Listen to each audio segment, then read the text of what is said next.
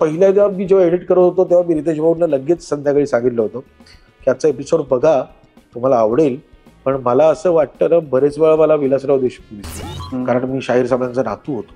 पण मी जर पॉलिश नसतो तर मी सूरज असतो, आणि तो त्या चॅनलमध्ये काम करतो ना, इकडे त्याला बोलवायचं नाही प्रमोशनला.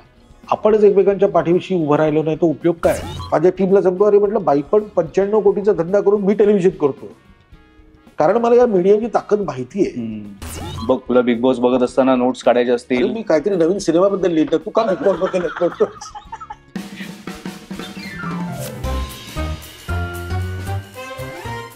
नमस्कार, कॅचअप मध्ये आज आपण भेटणार आहोत केदार शिंदे यांना.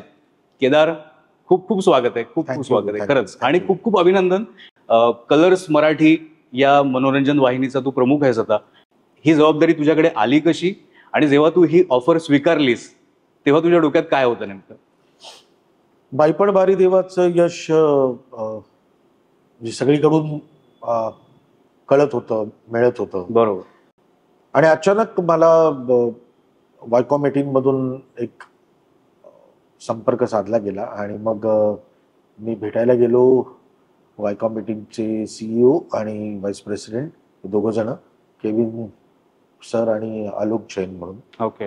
आणि अशाच गप्पा सुरू होत्या. त्यांना थोडंसं बाईपण बद्दल कळलेलं होतं, ज्या पद्धतीची फिल्म आहे वगैरे. सो मला पहिल्यांदा असं वाटलं की कदाचित एखाद्या शो साठी वगैरे मला विचारलं असेल. आणि मग संध्याकाळी मला एक फोन आला, आणि ते मला म्हणाले की आम्हाला आनंद होईल जर तू प्रोग्रामिंग हेड म्हणून कलर्स मराठीला आला असता. अरे वा. एकतर मला काही जॉबचा कुठलाही अनुभव नाही, आणि अचानक होती ती जबाबदारी. पण मला असं वाटतं ना अमोल, मी स्वामींचा भक्त आहे, त्यामुळे जी गोष्ट आपल्या समोर येते ती आपल्याला परमेश्वराने ती आपल्या समोर आणलेली असते, आणि मग त्याच्यामध्ये काहीतरी त्यांचा विचार असतो. सगळ्याच गोष्टींचा विचार आपलाच असतो असं नाही. सो कलर्स मराठीची ही जबाबदारी मी 23 नोव्हेंबर 2023 ला घेतली. ज्या वेळेस आठवड्याला किमान 4 ते 5 निर्माते पैसे घेऊन घरी येत होते, त्यामुळे मला सिनेमा बनवण्यासाठी, कारण प्रत्येकाला आता बाईपणचं यश दिसत होतं, आणि प्रत्येकाला असं वाटत होतं की अरे यार, आपली पण फिल्म हा माणूस 95-100 कोटीपर्यंत नेऊ शकतो. पण त्याच वेळेस थांबायची गरज होती मला. मी 30 वर्ष काम करतोय. मी माझं करिअर कम्प्लिटली ECG सारखं आहे. मी यश पण बघितलंय, मी प्रचंड अपयश पण बघितलंय, मी इंडस्ट्रीतून फेकला पण गेलोय. लोक माझ्यासमोर आल्यानंतर ज्या पद्धतीचे चेहरे करायचे ते सगळे मी डोळ्यासमोर बघितलेले आहेत. पण शेवटी काय माहिती, आपण ज्या इंडस्ट्रीत आहोत तिथे चमत्कार आहे तरच नमस्कार. सो बाईपणचं यश, महाराष्ट्र शाहीरचं यश, या सगळ्या गोष्टी माझ्या मेहनतीने आल्यात आणि परमेश्वराच्या कृपेने आल्यात. त्यामुळे आता 30 वर्षानंतर मी काय देणं लागतो, कारण मी आजोबांचं सगळं कर्तृत्व बघितलंय, त्यांचे संस्कार आहेत माझ्यावर. बाबा म्हणजे शाहीर साबळे हे माझ्या आयुष्यातलं फार अविभाज्य भाग आहे. बरोबर. त्यामुळे 30 वर्षानंतर मला इंडस्ट्रीने खूप काही दिलं, मी इंडस्ट्रीला काय दिलं, असा एक प्रश्न माझ्या मनामध्ये येत होता. आणि अमोल, खरं सांगतो, मी खूप मनापासून ही गोष्ट इथे बोलीन की मी फक्त या विचारानेच कलर्स मराठीच्या प्रमुख पदाची जबाबदारी घेतली की आपण म्हणतो ना, एक इंडस्ट्री ग्रो होण्याची गरज आहे. आपण कोणाला संधी देण्यात मोठे नाही, पण किमान आपला हातभार जरी लागला, आज ज्या पद्धतीच्या मालिका आणि जी लोक मला येऊन भेटतात त्या खुर्चीसाठी, मी त्या काही वर्षांपूर्वीपर्यंत मी त्या खुर्चीच्या त्या बाजूला होतो, आणि मला नेहमी असं वाटायचं की आज चॅनलवाल्यांना काय अक्कल आहे, यांच्या हातात कॅमेरा दिला तर जमणार आहे का. पण एक बरं आहे की समोरचा आत्ता माणूस आला आणि जर हा विचार करत असेल त्यांनी माझ्या हातात कॅमेरा द्यावा, तर मला तेवढी अक्कल आहे. सो आपण कुंपणावर बसून समोरच्याचा खेळ बघण्यापेक्षा मैदानात उतरणं फार महत्वाचं. सो आता सुरू आहे प्रवास. केदार, फॅन्टसी हा तुझा आवडता प्रकार आहे, नाटकापासून आपण बघितलंय. ही जबाबदारी जेव्हा तुझ्याकडे आली आणि जेव्हा तू प्रत्यक्ष ऑफिसमध्ये गेला असशील, कामाला सुरुवात झाली असेल, मला माहितीये काचेच्या भिंती असतात आणि कॉर्पोरेट जग वेगळं असतं, ते तुला फॅन्टसी सारखं वाटलं का? अजूनही वाटतं मला. कधी कधी मी त्या काचेच्या इथे उभा राहतो. आत्ता मी प्रभादेवीला माझं ऑफिस आहे ना, तर माझा माझं जे सेक्शन आहे ते 35व्या माळ्यावर आहे. वा. आणि सगळ्यात हार्ड फिलिंग असं आहे ना की जिथे मी वाढलो, जी मुंबई मला माहिती आहे लहानपणापासूनची, लालबाग, परळ, हा सगळा एरिया हा इतका जवळचा आहे माझ्या. एक अख्खाच्या अख्खा एक काय म्हणतात त्याला, संस्कारांचा एक पूर्ण डोलारा जो होता तो निस्तराभूत करून आता तिकडे सिमेंट कॉन्क्रीटच्या बिल्डिंग झाल्यात आणि काचेच्या बिल्डिंग. त्या 35व्या माळ्यावर मी जेव्हा त्या काचेच्या समोर आजही उभा राहतो तेव्हा मला खूप वेळा असं वाटतं काय करतो मी इथे. पण मग मला असं वाटतं की मी माझ्या आवडीच्या क्षेत्रात आहे. तेव्हा कसं आहे अमोल, स्वामींची खूप कृपा अशासाठी आपल्यावर की आपल्याला आवडीचं काम मिळतंय आणि त्यातच आपल्याला यश मिळतंय, त्याच्यातच कीर्ती मिळते आणि त्यातच आपल्याला पैसा मिळतोय. मी माझ्या मनाविरुद्ध जाऊन कुठला जॉब तर करत नाहीये. सो आज मी जे करतोय त्याचा आनंद जर मला मिळत असेल तर घ्यायला काय हरकत. Correct correct correct. तुझ्यासारखी व्यक्ती जी मनोरंजन क्षेत्रात आहे ती जेव्हा चॅनलच्या प्रमुखपदी बसते, म्हणजे एक सतीश राजवाडेचं उदाहरण आपल्या डोळ्यासमोर आहे, काय फरक पडतो नेमका त्याच्यामुळे? क्रिएटिव्हली फरक पडत असेल मला असं वाटतं. कारण काय आहे की आम्ही दोघंही, मी आणि सतीश, आम्ही दोघंही या इंडस्ट्रीत काम करणारे आहोत. त्यामुळे अशक्य गोष्टी आम्ही समोरच्याला सांगू शकत नाही. बरोबर. पहिल्यांदा विचार हा येतो की हे मी करू शकतो का, तर हे मी करू शकतो ना, तर मग समोरचा माणूस पण करू शकतो. त्याही पेक्षा थोडं आम्हा दोघांनाही प्रेक्षकांच्या अभिरुचीबद्दल थोडं माहिती असेल असं वाटतं मला. कारण काय आहे की सतीशनी पण खूप उत्तम कामं केलेली आहेत आणि मीही माझ्या कामामध्ये जे काम केले लोकांना आवडलंय, तर ती लोकांची आवड काय आहे हा विचार आमच्या दोघांच्या मनामध्ये फिट आहे. माझं एक लॉजिक आहे यासाठी की जेव्हा मी त्या ठिकाणी बसतो तेव्हा समोरचा माणूस वेंडर आहे आणि मी मालक आहे असा विचार करत नाही. तर आम्ही दोघंही पार्टनर्स आहोत. मग यशात पण पार्टनर्स असायला पाहिजे आणि अपयशात पण असायला पाहिजे. बरोबर बरोबर. त्यामुळे ती कोलॅबरेट होऊन काम करण्याची गोष्ट आहे. सो हा फरक नक्कीच जाणवत असेल. एकंदर टीव्ही चॅनल बद्दल किंवा टीव्ही चॅनल विश्वाबद्दल तुझं आता मत बदललंय पूर्णपणे? मला पहिल्यापासूनच टीव्ही बद्दल अत्यंत जिव्हाळा आहे. नाहीतर मी इतकं काम केलंच नसतं. बरोबर. मी जेव्हा एकांकिका करत होतो आणि नाटक करत होतो आणि त्यावेळेस अचानक नितीन वैद्य, अजय बाळवणकर, निखिल साने, अनिता पाध्ये ही मंडळी माझ्या आयुष्यात आली, माझं विश्व बदललं. मी त्यामुळेच टिपरे करू शकलो, मी त्याच्यामुळेच हसा चकटपू करू शकलो. घडले बिघडले असून दे, साहेब बेबी मी असून दे, सगळ्याच. पण त्यावेळेची इंडस्ट्री, टीव्ही इंडस्ट्री वेगळी होती, यावेळीची टीव्ही इंडस्ट्री खूप वेगळी आहे. टेलिव्हिजन बदलताना मी बघितलं. मी 99 साली पण टेलिव्हिजन केलंय, मी 2010 साली पण टेलिव्हिजन केलंय, मी 2020 साली पण हिंदी टेलिव्हिजन केलंय आणि आता तर मी वाहिनीचा प्रमुख म्हणून काम करतोय. त्यामुळे हे जे काही बदल आहेत हे माझ्या नजरेसमोर आहेत. पण एक आहे की ऑडियन्स काय मंगळावरून येत नाही ना. तो नाटकही बघतो, तो सिनेमा पण बघतो, तो सिरियल पण बघतो, तो ऑडियन्स तोच आहे. फक्त त्याच्यातला विचार आपल्याला करावा लागतो की टेलिव्हिजनला काय आवडत असेल, नाटक म्हणून काय आवडेल आणि सिनेमा म्हणून काय आवडेल. अत्यंत हुशार कोण असेल ना तर ते प्रेक्षक आहेत. त्यांना जास्त कळतं आणि त्यांचा विचार करणं महत्वाचं आहे की प्रेक्षकांना आता बाई पण माझं जोरात चाललंय, चला आता मी कुठलाही सिनेमा केला तरी आता मी तर एवढे प्रेक्षक माझ्याकडे येतील असं नाही होत. प्रत्येक गोष्ट शून्यापासून सुरुवात करावी लागते आणि तो शून्य तुमच्या आयुष्यातून जर ज्या क्षणी सरला ना त्या क्षणी समजून जायचं करिअर संपलंय. पण आता तू म्हणालास की हसा चकटफू असेल, श्रीयुत गंगाधर टिपरे असेल, तर त्यावेळेला जो प्रेक्षक होता आणि आताचा जो प्रेक्षक आहे याच्यामध्ये काही फरक तुला वाटतो का? आवडीमध्ये, अभिरुचीमध्ये? अभिरुचीपेक्षा ना काय माहितीये ना की फास्ट झालाय आता प्रेक्षक. म्हणजे साधी गोष्ट आहे ना की आपल्याला 99 साली 2001 साली आपल्याला मोबाईल माहिती नव्हते आणि ज्यांच्याकडे होते ते अत्यंत श्रीमंत लोक होते. 16 मिनिटाचा कॉल होता, 16 रुपये मिनिटाचा. 32 रुपये मिनिटाचा कॉल मला माहितीये, कारण आमचे अजित काका, अजित वाच्छारी यांच्याकडे मोबाईल होता त्यावेळेस आणि मला ते म्हणायचे की फोन केला ना तर 1 मिनिट में 32 रुपये लगते हैं. मला तेव्हा असं वाटायचं 32 रुपयाचं 1 मिनिट, बाप रे. तर हा स्पीड बघ ना किती वाढलाय. बरोबर. साधी गोष्ट की काल परवापर्यंत टिकटॉक फार महत्वाचं होतं आणि अचानक आपल्याला इंस्टाग्राम दिसलं. सो ना लोकांचं एक्सपोजर वाढलेलं आहे, लोकांना वेगवेगळ्या गोष्टी बघायची सवय लागलेली आहे. बाकीचं पण वातावरण असं आहे की तू त्यांच्याकडे माध्यम किती आहेत, ओटीटी आहे आणि त्या ओटीटीला परत तेच आहे की ओटीटी बघणारा काय दुसऱ्यावरून खरं तर करोनामध्ये हा साक्षात्कार झाला सगळ्यांना. अचानक करोना आला आणि त्यांना ती गोष्ट सापडली की आता मला मनोरंजनाची भूक आहे त्यांना सतत नवीन बघायचंय. त्यामुळे आज प्रेक्षक बदललेला आहे. हा बदललेला प्रेक्षक कोण आहे तर त्याला सतत नवीन काहीतरी बघायचंय. बरोबर. त्याचा विचार फक्त करावा लागतो. बरोबर. आता तुला 9 महिने होत आले तिथे, पहिला काही वेळ समजून घेण्यात जातो.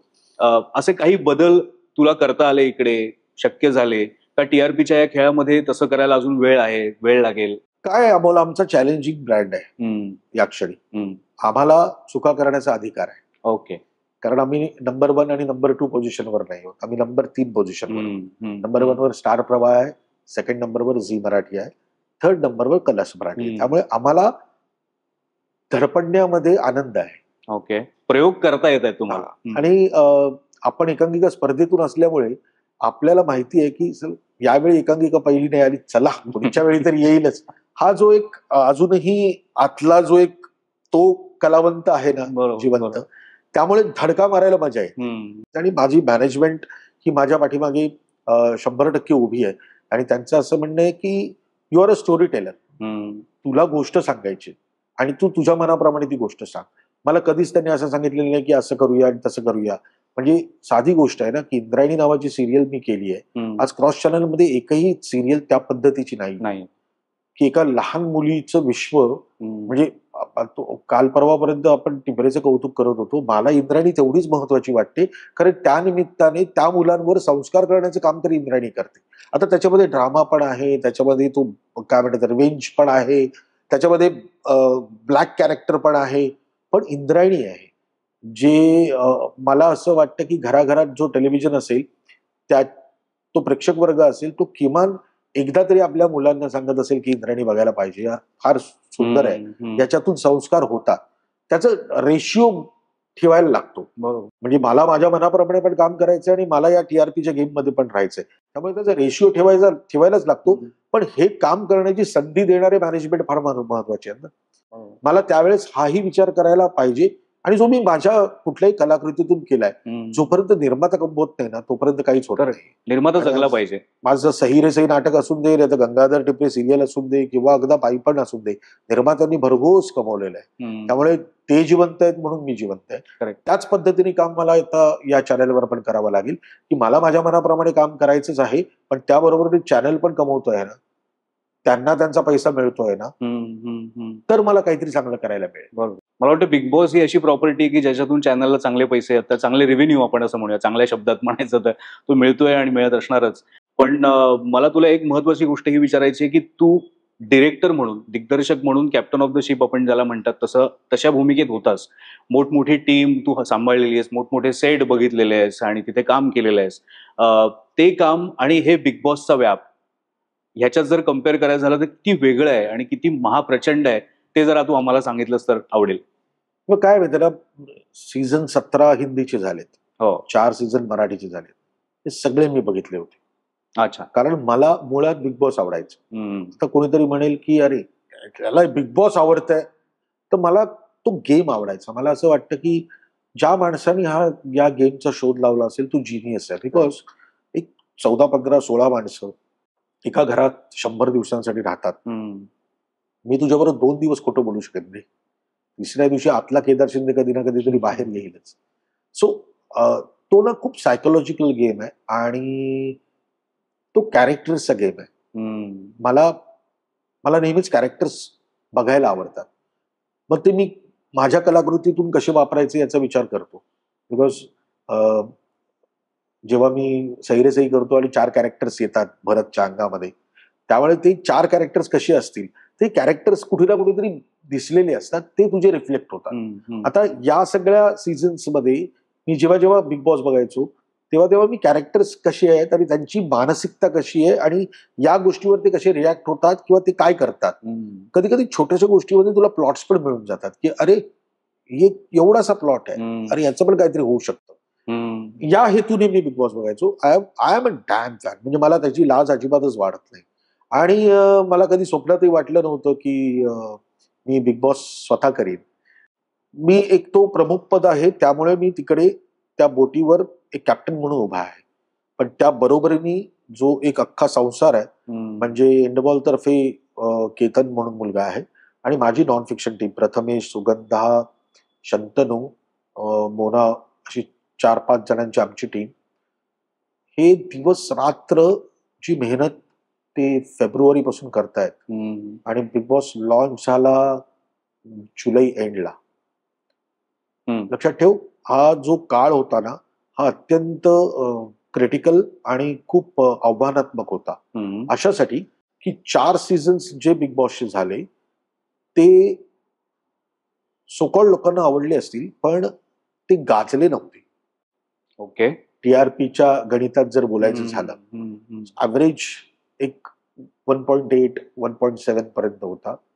आज आमचा ऍव्हरेजच 3.5 3.7 पर्यंत आलाय, आणि विकेंड्स म्हणजे 4.5 पर्यंत पोहोचले.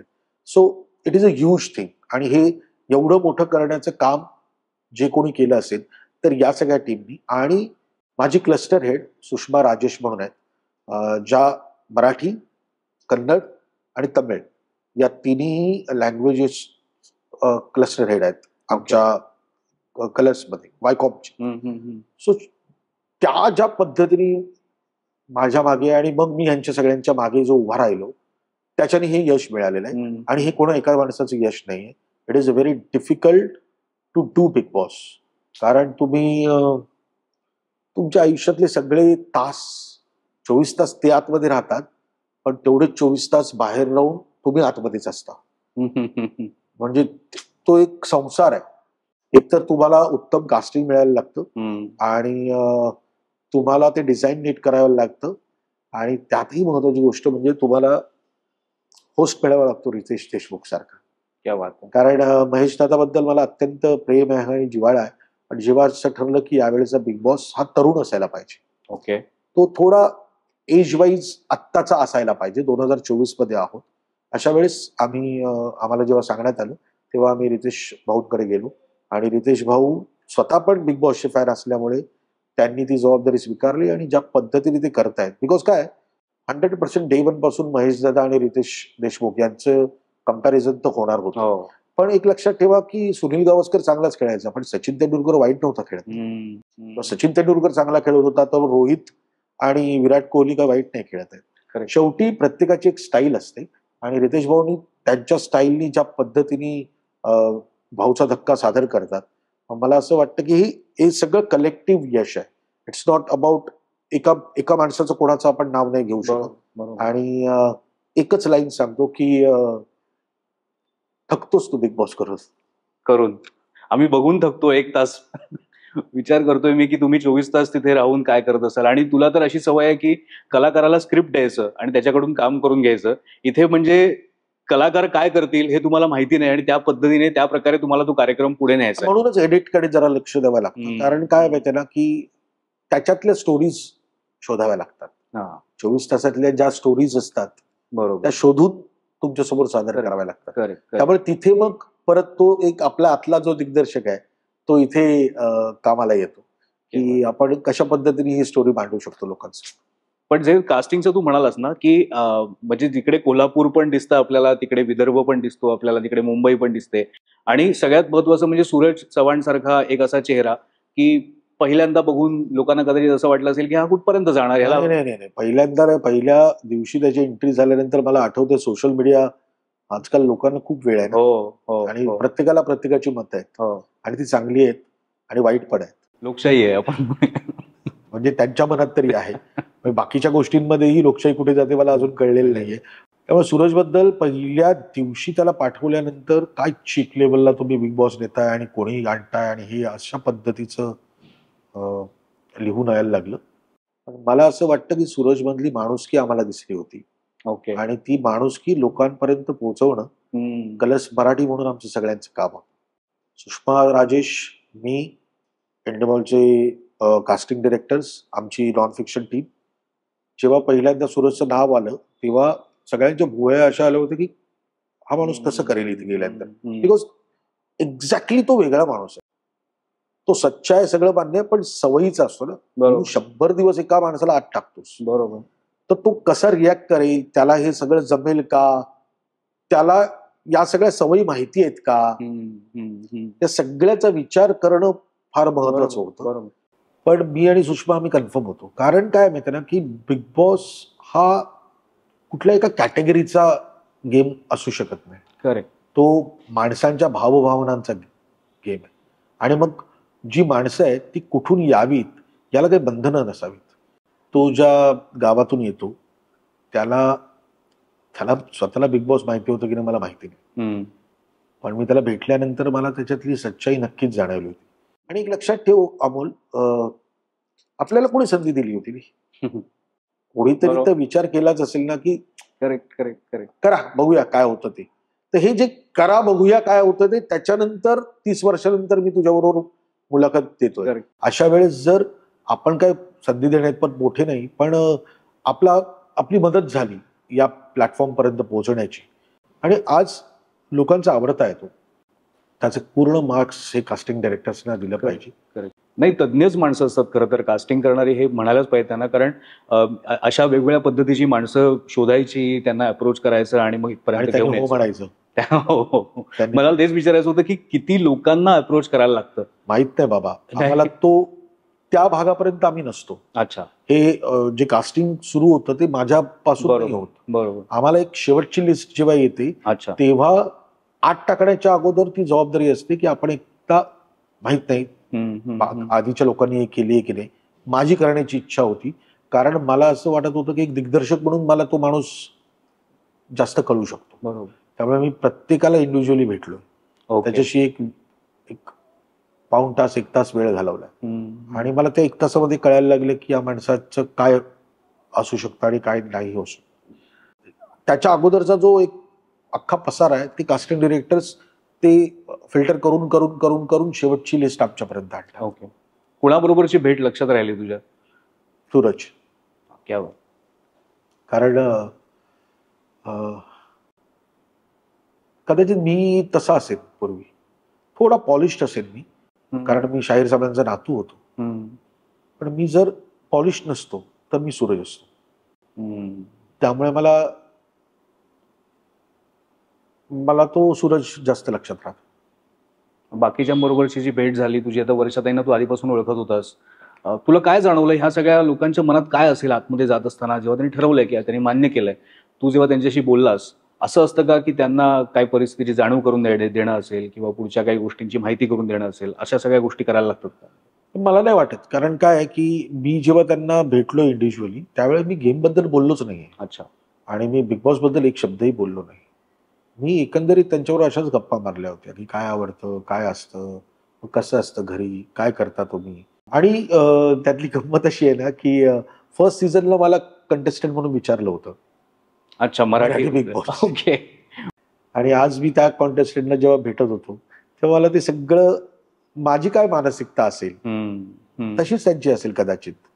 जायचं असेल किंवा नाही जायचं असेल, पण तो पुढचा भाग आहे. म्हणजे आता उद्या अशी गोष्ट आहे ना की तुला माझ्या सिनेमामध्ये काम करायचंय की नाही करायचं हा पुढचा मुद्दा झाला. आधी मला अमोल परचुरे काय आहे हे जाणून घेण्यामध्ये जास्त गंमत होती. कारण ती दरवाजा उघडल्यानंतर कोणाचंच राज्य नाहीये. म्हणजे फार थोतांड या कल्पना आहेत, स्क्रिप्टेड आहे वगैरे. म्हणून सांगितलं ना, सोशल मीडिया फार स्वस्त झालाय आणि त्यांना असं वाटतं हे सगळं स्क्रिप्टेड आहे.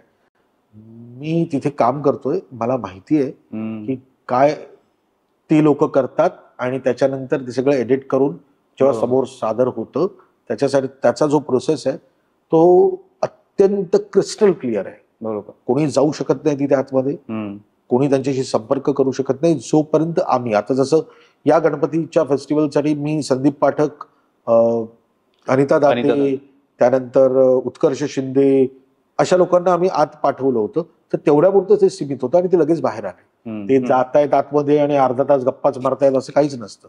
आणि त्यात 24 तास कॅमेरे ऑन असतात. 100 कॅमेरे आहेत. बरोबर. 100 कॅमेऱ्यातून कुठलीच गोष्ट सुटणार नाही. Correct. So it is not scripted. काही लोक बोलत असतात, कुणी काही करू दे, सगळं लक्षात येतं लोक, सगळं एकूण एक. पॅडी तिथे जाऊन मी येतोय असं लिहितोय, तेही दाखवलं की हो, दाखवलं. कारण काय माहितीये ना की याच्यात आता काय माहितीये ना, लोकांचा असा प्रश्न पडतो ना, मग 22 तास ते काय करतात. काही वेळ झोपतात, त्यांची कामं उरकतात, आणि काही वेळेस जो कॉन्टेंट उपयोगाचाच नाही तो कसा दाखवणार. बरोबर. मला असं वाटतं की आपण एक छान त्याचा एक मोन्टाज करून तुमच्या समोर सादर होतो 24 दिवसाचा, 24 तासांचा एक मोन्टाज तुमच्या समोर सादर होतो आणि तो करेक्ट जे जे महत्वाचे मुद्दे आहेत त्याला स्पर्श केलेला असतो. म्हणजे लोक काही असं म्हणतात ना की भांडखोर नसाल तुम्ही तर तुम्ही बिग बॉस मध्ये टिकू शकत नाही, तर हा नेमका काय समज आहे लोकांचा आणि तो का झालेला आहे?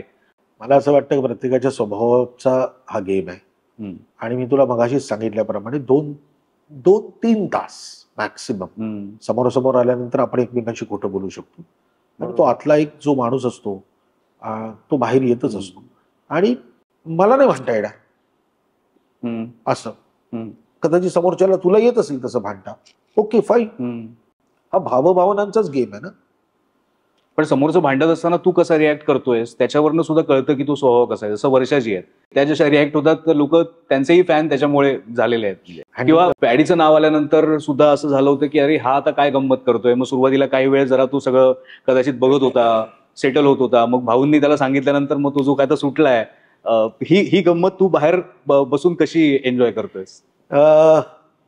काय आपण सगळेच जण एक कोशात असतो ना, त्या कोशातून बाहेर येणं अत्यंत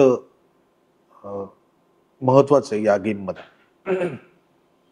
बाकीची जी काय म्हणतात हाय व्होल्टेज लोक आहेत यांना माहिती आहे की काय असायला पाहिजे, पण ठीक आहे त्यांचं हा पहिल्यांदा आयुष्यात पॅडी असं काहीतरी गेला असेल, त्यामुळे उद्या मी गेलो तर माझही तीच अवस्था होईल. मला पण वेळ लागेल बाहेर पडण्यासाठी आणि माझ्या सवयी तोडण्यासाठी. आणि परत तेच आहे ना की पॅडी त्याचा मूळ स्वभाव दाखवतोय, म्हणजे जसा तो आहे तसाच दिसतोय. त्याच्या जे 2.5 वाजता जाऊन मी येतो आहे असं लिहिणं ही त्याच्यातले ते लालबाग परळचे जे किडे होते ना तेच आहेत. आणि दुसऱ्या दिवशी चेहरा शांत करून की कोणी लिहिलं माहित नाही, हे जे आहे दिस इज पॅडी. आणि मला डीपी बद्दल पण तुला काय जाणवलं डीपी या कॅरेक्टर बद्दल? त्याच्या पंचलाईन्स खूप आवडतात आणि इज अ व्हेरी ह्युमरस, एकतर फॅमिलीवाला माणूस आहे. मला यांचे गेम्स वगैरे नाही कळत. आता ते कसे माहितीये ना, ते गो विथ द फ्लो असे चाललेत. प्रत्येकाचं डोकं त्या पद्धतीने लागून ते खेळतायत.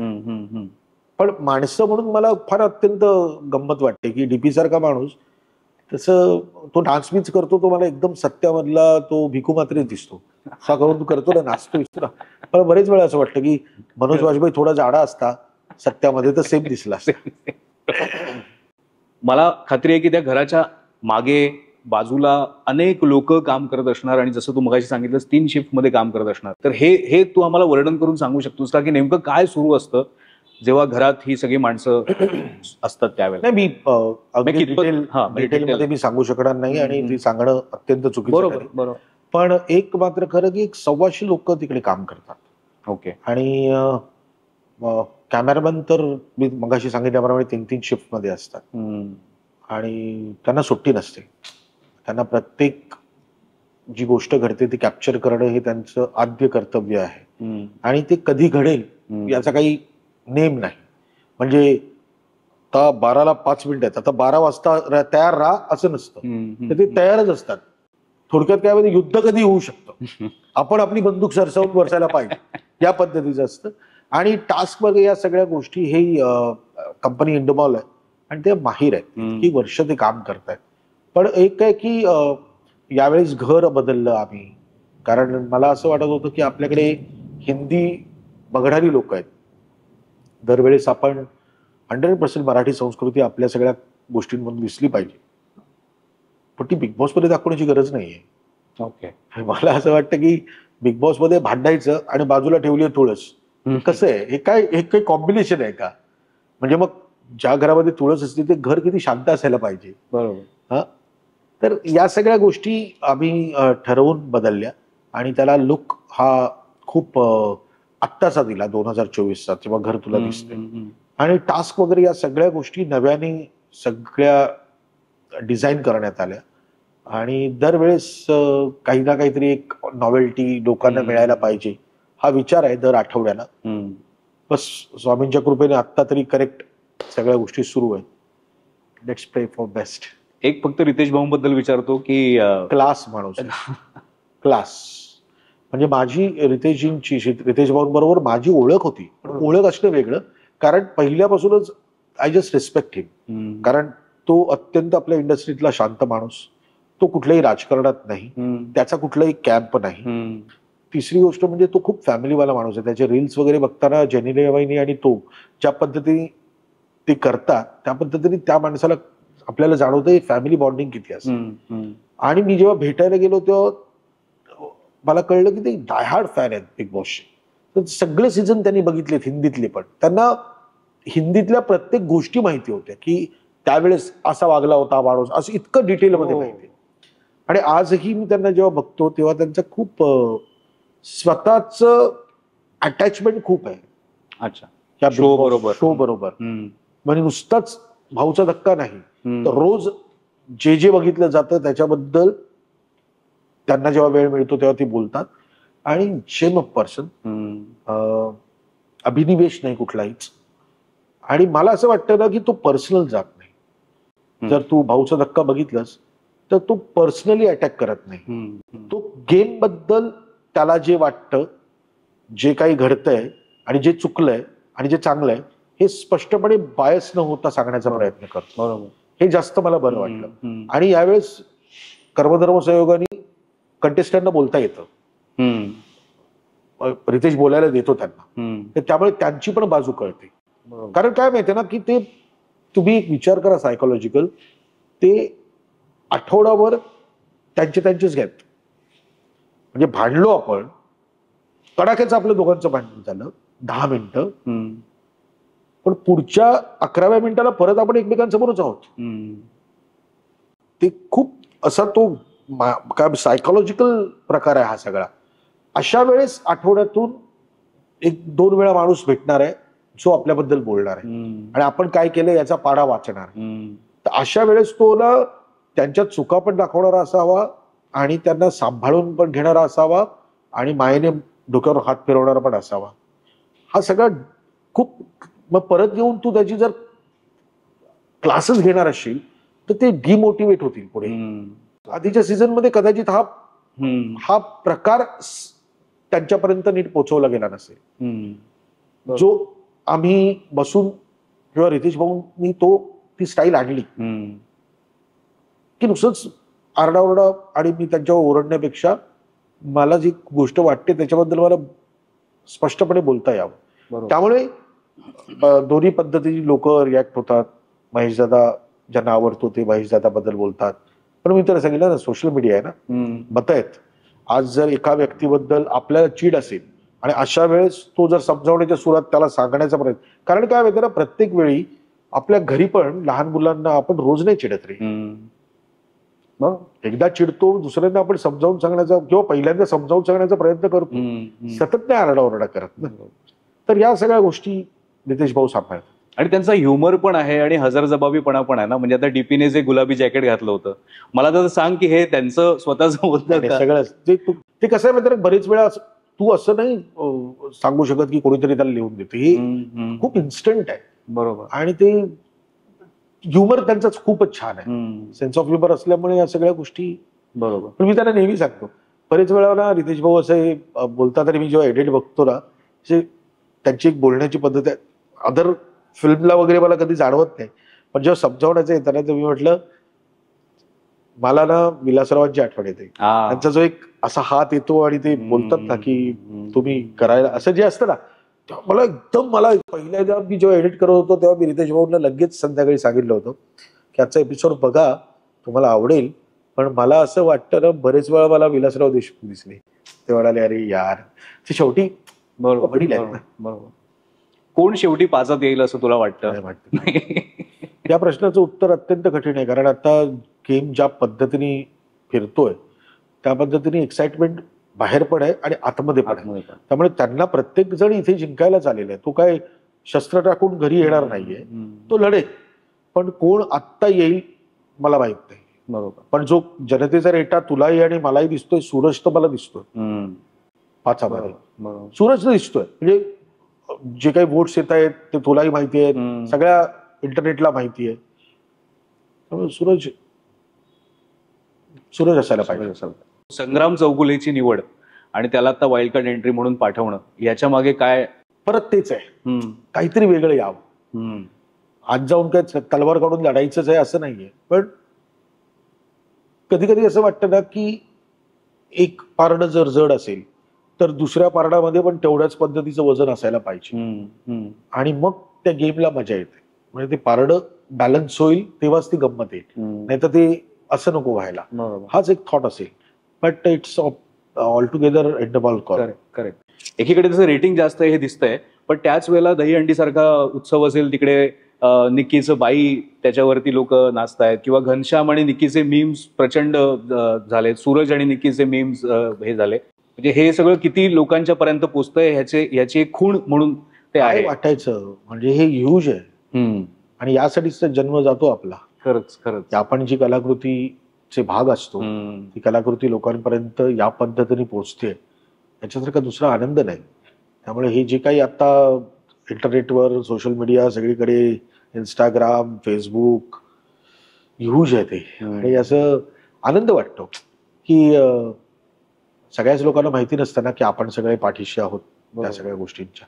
शेवटी सैरेसई जेव्हा झालं तेव्हा भरतच कौतुक झालं, आणि ते भरतच व्हायला पाहिजे, कारण भरत इज द फेस. आज हे सगळे कॉन्टेस्टेड हे फेस आहेत, आणि त्यांचंच कौतुक व्हायला पाहिजे.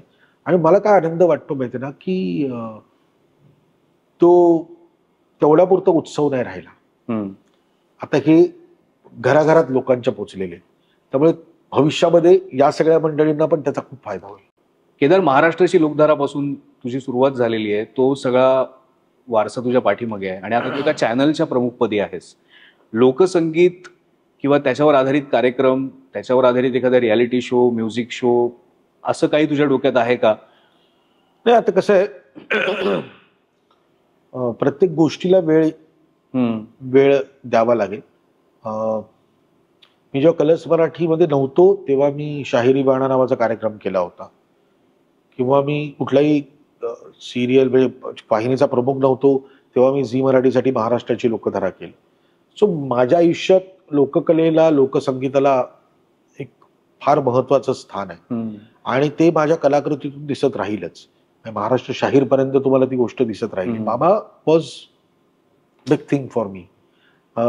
आत्ताही मी तो विचार करतोच आहे, पण ना काहीतरी वेगळं सुचलं तर गंमत आहे करण्यामध्ये.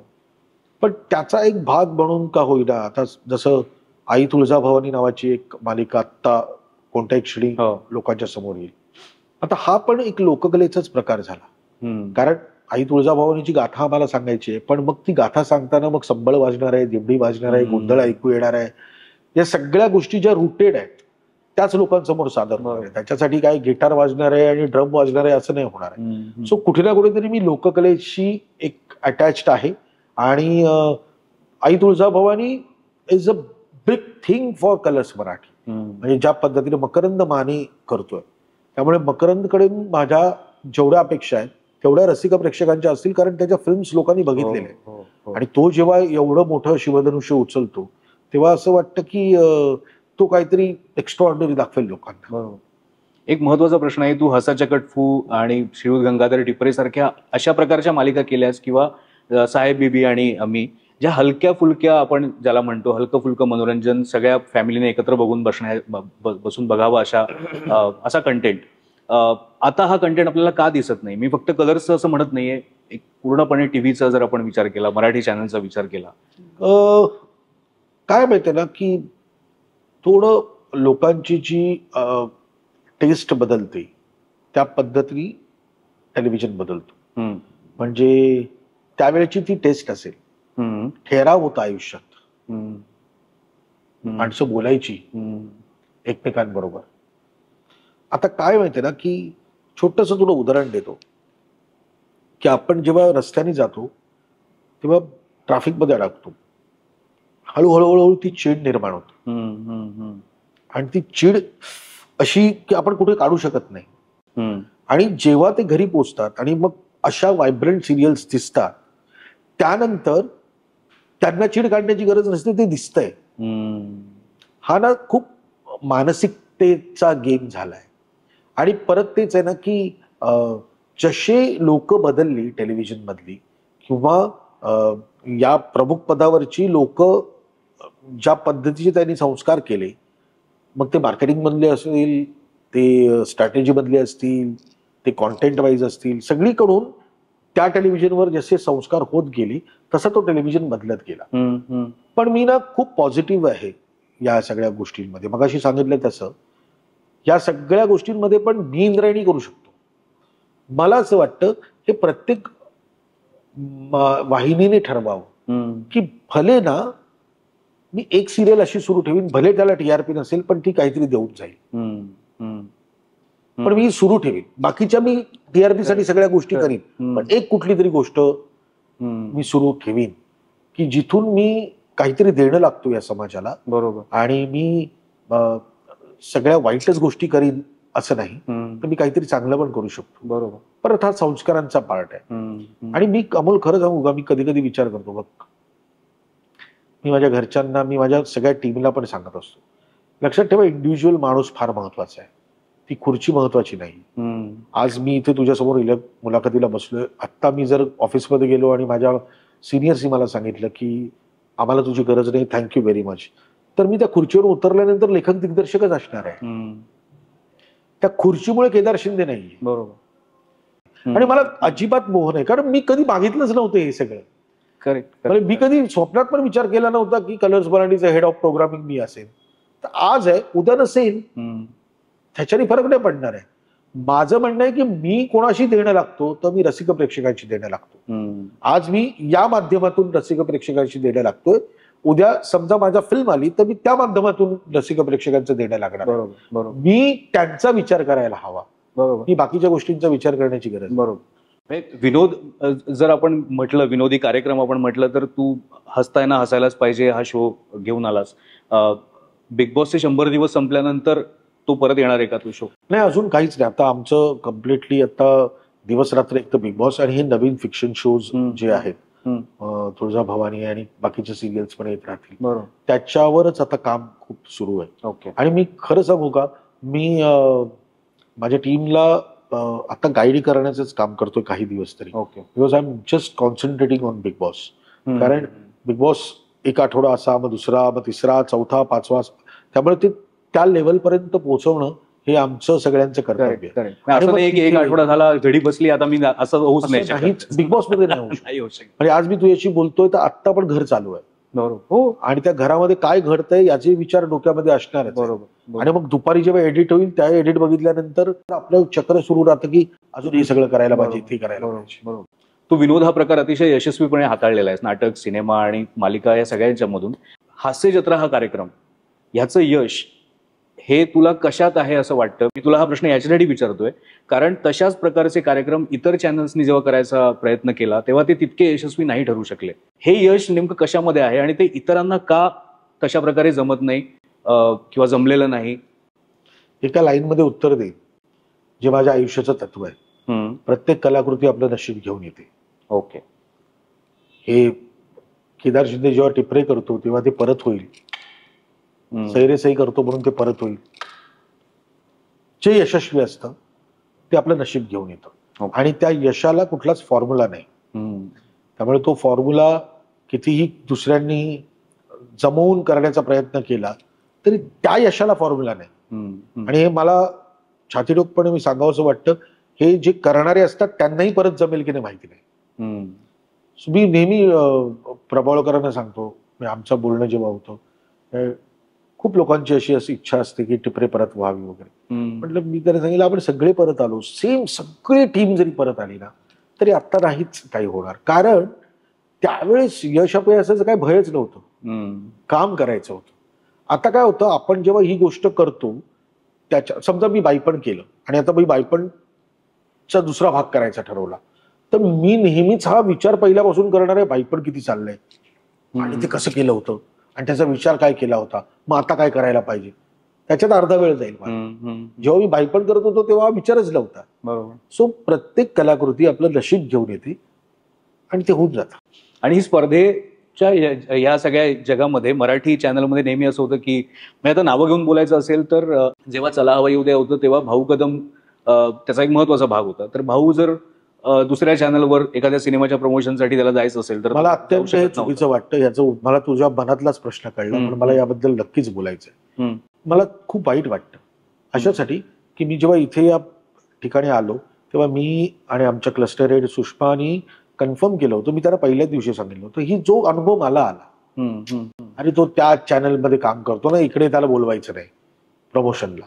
आपली इंडस्ट्री एवढीशी आहे, आपणच एकमेकांच्या पाठीविषयी उभं राहिलो नाही तर उपयोग काय. बरोबर. आणि दुसरं फिक्शन शो आहे, त्याचा हिरो हिरोईन आहे, ते नका पाठवू, त्याच्याशी माझं काही घेणं देणं नाही. बरोबर. पण समजा आता असं उदाहरण द्यायचं झालं तर अंकुश चौधरी कुठेतरी काम करतोय कुठल्या तरी चॅनेलवर आणि त्याचा एक सिनेमा येतोय आणि त्याला उद्या बिग बॉस मध्ये तो प्रमोट करावा असं वाटतं. तो एखाद्या शोचा जज असेल तिकडे असं आपण समजूया. तो येणार किती वेळ? 15 मिनिटं. बरोबर. या 15 मिनिटात अख्खा टीआरपी इकडचं इकडे येणार आहे का इकडचं तिकडे जाणार आहे? त्या कलाकृतीला एक महत्व देऊया ना आपण. बरोबर बरोबर. कारण अंकुश चौधरीला घेऊन मग निर्मात्याने चूक केली आहे का? त्यांनी तर कधीच हा विचार केला नव्हता. त्यांनी आपले करोडो रुपये लावले. म्हणजे अंकुशचं असंच नाव देतोय की त्यांनी हा विचार केला नव्हता प्रोड्युसरनी की मी या माणसाला काम करायला घेतोय आणि उद्या जाऊन असा विचार होईल तर इंडस्ट्रीत चालणार नाही. आणि मला असं नेहमी वाटतं असा विचार करणारी माणसं ही खूप संकुचित मनाची आहेत आणि त्या चौकडी बाहेरचं त्यांना काही कळत नाही. माझं अमोल एक तत्व आहे, बॉस आत्मविश्वास स्वतःमध्ये हवा, दुसऱ्यांना रोखून नाही होत. आणि आपल्याबरोबर जी काम करतात ना ती कधी आपली गुलाम नसतात, ते आपले पार्टनर्स असतात. त्यामुळे तुम्ही त्यांना त्याच पद्धतीने ट्रीट करायला हवं. मी जेव्हा इथे आलो तेव्हा मी माझ्या सगळ्या टीमला सांगितलं होतं असं जे नॉन फिक्शन आहे, कोणाला यायचं असेल विचार करू नका की तो तिथे काम करतोय आणि इथे काम करतोय. दिस इज व्हेरी रॉंग. त्याचा सिनेमा येतोय, त्याचं नाटक येत आहे आणि तो त्याच्या प्रमोशनचं काम आहे. ते इंडस्ट्री ग्रो व्हायला पाहिजे. आणि मी माझ्या नजरेसमोर बघितलंय हे सगळं होताना. आणि मला असं वाटतं की आपण एक आहे, हे जी करणारी लोक असतात तर ही तिथेच राहतात आणि त्यांना ना ते डबक्यात असतात, त्यांना वाटतं ते समुद्रात पोहतायत. परत तीच गोष्ट आहे, खुर्ची गेली की त्यांना कोणाला किंमत नाहीये. बरोबर. आपलं कसं आहे, खुर्ची गेली तरी आपल्याला किंमत असायला पाहिजे. बरोबर.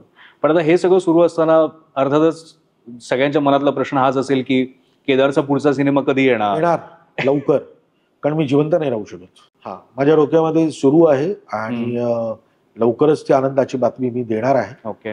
पण थोडक्यात सांगायचं तर आई पण तर जाहीर पण झालाय. जिओ स्टुडिओज बरोबर मी फिल्म करतोय, त्यामुळे काही लपवून ठेवलेली नाहीये गोष्ट. मला या बिग बॉसमुळे वेळ मिळत नाहीये. ओके. पण जसं बिग बॉस संपेल त्यानंतर मी इमिजिएटली ते सुरू करीन. पण आनंद देईन मी यावेळी काहीतरी वेगळा. सही सही एवढा आनंद असं नाही, मोजमाप नाही. सही एवढा आनंद मला पण आयुष्यात नाही होऊ शकत. आज मी जेव्हा 22-23 वर्षानंतर 4444व्या शोला भरत जाधवला एंट्री घेताना बघतो आणि टाळ्यांचा कडकडाट आणि शिट्ट्या येतात तेव्हा असं वाटतं की काय दैवी आहे सगळं. आणि ते परत मगाशी जे उत्तर होतं, कलाकृती नशीब घेऊन येते. म्हणजे मी आणि भरतनी याच्यानंतर पण काम केलं एकत्र. हो. पण सहीरेसही नाही होऊ शकत. तुला हा प्रश्न अनेकांनी विचारला असेल, पण मी परत एकदा विचारतो की सहीरेसहीचा सिनेमा करावा. मला करायचा आहे, मला हिंदी करायचं आहे. पण मला असं वाटतं ना की ते परमेश्वराला नको आहे. अच्छा. स्वामी म्हणतात अजून भरत जाधव मध्ये ताकद आहे आणि मला असं वाटतं की तो किमान त्याच्या ताकदी एवढे शो तर करेल. करेक्ट. तर तो थांबूया, जेव्हा कधी थांबेल हे सगळं तेव्हा याचा विचार करूया. कारण काय आहे, गोष्टीला अंत नसतो आणि गोष्ट कशी मांडायची हे आपल्याला कळतं. त्यामुळे आज कदाचित मी चुकीची गोष्ट मांडू शकेन. सही आणखी 5-6 वर्षानंतर आल्यात तर काहीतरी वेगळं दिसेल, काही होऊ शकतं. हसा चकटफू ह्या मालिकेमध्ये एक एपिसोड असा होता की गणेशोत्सव स्पेशल होता. मला एवढे डिटेल आठवत नाहीये, पण 20 वर्षानंतरच्या गणेशोत्सवाचा वेध तू घेतला होतास आणि मला वाटतं अंकुश होता त्याच्यामध्ये वडिलांच्या भूमिकेत आणि तो असं बरोबर. इकडे सर्वसामान्य कुटुंबातला चाळीतला गणपती आणि श्रीमंतांचा गणपती आणि श्रीमंतांच्या गणपतीमध्ये तो 20 वर्षापुढचा एक प्रकार बरोबर. होता. म्हणजे 2000 साली तू 2020 साली काय असेल काय याचा असेल याचा वेध विचार घेतला होतास. मग अर्थातच पुढचा प्रश्न तुला कळला असेल की आता 2040 साली हे सगळं टीव्हीचं विश्व जे आहे ते कुठे जाईल. हे तंत्रज्ञान इतकंच रोज बदलतंय. AI आलंय आता, किंवा OTTवर टीव्ही बघण्याची सवय लोकांना लागते. डिजिटलमध्ये इतक्या चांगल्या चांगल्या प्रकारचे वेगवेगळ्या प्रकारचं कंटेंट तयार होत आहे सगळ्या भाषांमध्ये. हे सगळं कुठे घेऊन जाईल प्रेक्षकांच्या दृष्टीने जर विचार केला तर तुला काय वाटतं? कुठल्याच गोष्टीला अंत नाहीये. हा प्रश्न आपण मराठी नाटकाबद्दल पण नेहमी विचारतो. सिनेमा आला, टेलिव्हिजन आला, मराठी नाटकाचं काय होणार. नाटकाला मरण नव्हतं, सिनेमाला मरण नाही, तसं टेलिव्हिजनला पण मरण नाही. त्या दिवशी मी एका ठिकाणी बोललो, पण मी तुला सांगेन कारण तुझ्या निमित्ताने ती गोष्ट बाहेर जास्त जाईल. टेलिव्हिजन आता कसं पूर्वी ना रोटी कपड्यावर मकान असं होतं, तर आता रोटी कपडा मकान टेलिव्हिजन आणि मोबाईल अशी 5 जीवनावश्यक वस्तू आहेत. कितपत टेलिव्हिजन शिरलाय आतमध्ये ते मी तुला एक उदाहरण देतो. माझं एक ऑफिस होतं, ते तसं रेसिडेन्शियल बिल्डिंग मध्येच होतं. त्यामुळे माझं ऑफिस होतं, त्याच्या बाजूला एक घर होतं आणि त्या घरामध्ये नवरा बायको, त्यांची मुलगी आणि त्या माणसाची आई अशी 4घांचं कुटुंब राहायचं. मुलगी सकाळी 8 वाजता शाळेत जायची, लहान होती ती. नवरा बायको कामाला जायचे 9 वाजता. दिवसभर ती आजीची होती, वय वर्ष तेव्हा 70 वगैरे असेल, ती एकटी घरात असायची. त्यामुळे दुपारपासून ते गेले आणि 11-12 वाजल्यानंतर तिचा टेलिव्हिजनचा आवाज एवढा मोठा असायचा ना की तो भिंत असूनही माझ्यापर्यंत पोहोचायचा. तर एकदा मी ना एवढा आवाज आला म्हणून बघितलं ना, तर ते टेलिव्हिजन लिव्हिंग रूम मध्ये होतं आणि ते घर असं आगगाडीचा डबा कसा असतो म्हणजे एक गॅलरी, मग लिव्हिंग रूम, मग किचन आणि एक गॅलरी मागची, असं जे बोळासारखं दिसतं तसं घर होतं. तर मला इथून दारातून दिसलं की आजी आतमध्ये आहे आणि ती काहीतरी किचन मध्ये काहीतरी काम करते आणि बाहेर टेलिव्हिजन चालू आहे लिव्हिंग रूम मध्ये.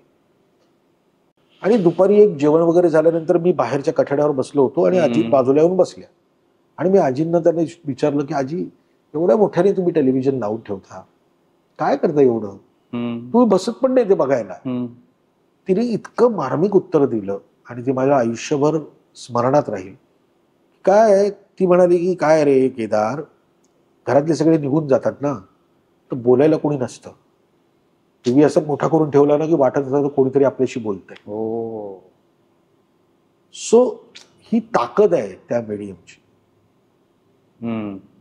आजची जी पोरं, जे ऍक्टर्स आहेत, जेव्हा कोणीतरी त्यांना एखाद्या सिरियल बद्दल विचारतं तेव्हा ते म्हणतात की नाही टेलिव्हिजन आम्ही करणार नाही, फिल्म्स साठी थांबलोय मी. आणि अमिताभ बच्चन पण टेलिव्हिजन करतो, ते पण तेच करतात. तुम्ही त्याची ताकद समजून घ्यायला हवी. मी त्यांना सगळ्यांना माझ्या टीमला सांगतो, अरे म्हटलं बाई पण 95 कोटीचा धंदा करून मी टेलिव्हिजन करतोय, कारण मला या मीडियाची ताकद माहिती आहे. बरोबर. सो तू जे म्हणतोयस की आणखीन 20 वर्षानंतर एका वाक्यात सांगायचं तर जे चांगलं सादर होईल त्याला प्रेक्षकांची साथ असेल.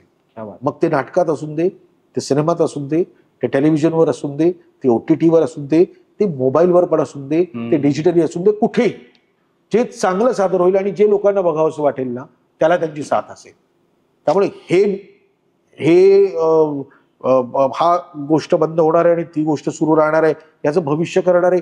आता इथून दरवाजा ओलांडल्यानंतर मी जिवंत राहणार आहे याचं भविष्य पण मी नाही सांगू शकत. तर 20 वर्षानंतर टेलिव्हिजनचं काय मी सांगणार. बरोबर. केदार, खूप खूप थँक्यू. म्हणजे मजा आली मला तुझ्याशी गप्पा मारून, कॅचअप करून. मला तुला विचारायचं की किती वर्षांनी तू माझ्याशी बोलल्यानंतर इतका वेळ बोललोय, फरक किती जाणवलाय तुला? खूपच फरक जाणवलाय, खूपच फरक जाणवलाय. आत्ताचं तुझं बोलणं ऐकून मला खरंच असं वाटलं की तू आत्ता ज्या प्रमुखपदी आहेस, जे जबाबदारीचा रोल आहे तो, ती जबाबदारी आहे तुझ्याकडे. त्या जबाबदारीचं भान तुला नक्कीच आहे आणि ते आलेलं आहे आणि ते तुझ्या बोलण्यातनं जाणवतंय. मला एक जाता जाता आणखीन एक प्रश्न विचारायचा आत्ता आठवला म्हणून, आणि तो मी तुला का विचारतो तुझ्या लक्षात येईल. मी काही दिवसांपूर्वी विजय केंकरे यांच्याबरोबर कॅचअप केलं आणि तेव्हा बोलताना त्यांनी असं सांगितलं की एक काळ असा होता की जेव्हा आम्ही संहिता हेच महत्वाचं मानून चालायचो, पण जेव्हा मी केदार आणि संतोष पवारची नाटकं पाहिली त्याचा प्रभाव माझ्यावर असा झाला की संहितेच्या पलीकडचं सुद्धा एक जग आहे आणि ते सुद्धा आपण एक्सप्लोअर केलंच पाहिजे. ही कॉम्प्लिमेंट आहे तुझ्यासाठी. हे तुला आत्ता ऐकून काय वाटलं? विजय दादा गाईड आहे बरोबर. राजू गायडे म्हणतो. सो कॉम्प्लिमेंट पेक्षा मला असं वाटतं की या सगळ्यांकडे बघून आम्ही शिकलो. हा, थोडक्यात आम्ही सगळे बिग बॉस मधले कॅरेक्टर्स असल्यामुळे प्रत्येकाला काही ना काहीतरी वेगळं येत आहे. असं मला आणि संतोष पवारला काहीतरी वेगळं येत असेल आणि जे ते एवढं जर त्यांना कौतुक वाटतंय, सो इट्स ग्रेट. खरंच छान वाटलं केदार. आणि बी बिरबल यांनी तुला खरंच मनापासून एक भेट दिलेली आहे जी मी तुझ्याकडे सुपूर्द करतोय. Thank you very much. त्यांनी खूप चांगले प्रॉडक्ट्स लॉन्च केलेत. मी तुला त्यातली काही झलक दाखवतो. काही डायरी आहे. वा वा. बघ, तुला बिग बॉस बघत असताना नोट्स काढायचे असतील. मी काहीतरी नवीन सिनेमाबद्दल लिहिलं, तू का बिग बॉस बद्दल लिहितो? तुला पत्ते घ्यायला आवडत असतील तर पत्त्यांचा कॅटही आहे. वा वा.